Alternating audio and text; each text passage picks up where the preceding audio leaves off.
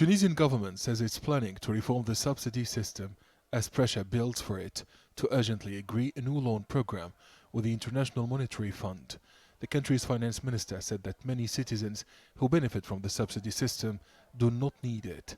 This is as this state subsidizes food, energy and many other services, while the budget deficit does not allow for additional expenses and subsidies. These reforms are necessary. This is a purely Tunisian project to adjust the state's financial balances.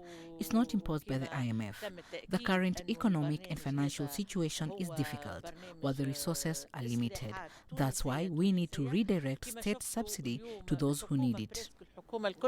Tunisian Social Affairs Minister explained that the subsidy reform program will be accompanied by new measures and a social assistance program for poor and low-income families. The reforms decided by the government will not burden vulnerable groups or the middle class. A database has been created for about 1 million families, in addition to the establishment of a social identifier and the adoption of a new system in the allocation of subsidies and social assistance.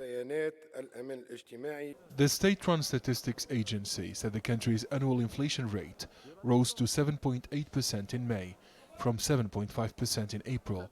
Tunisian consumers believe that inflation climbed higher than expected in June amid a surge in the cost of living.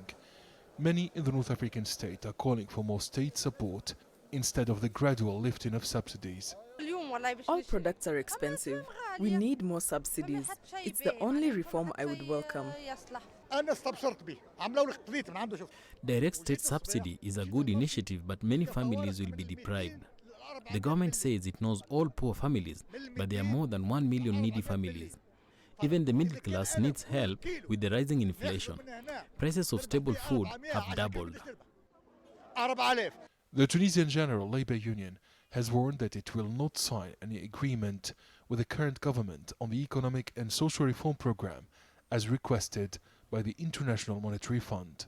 Tunisia's powerful UGTT has rejected the authorities' plan to lift subsidies on food and basic products.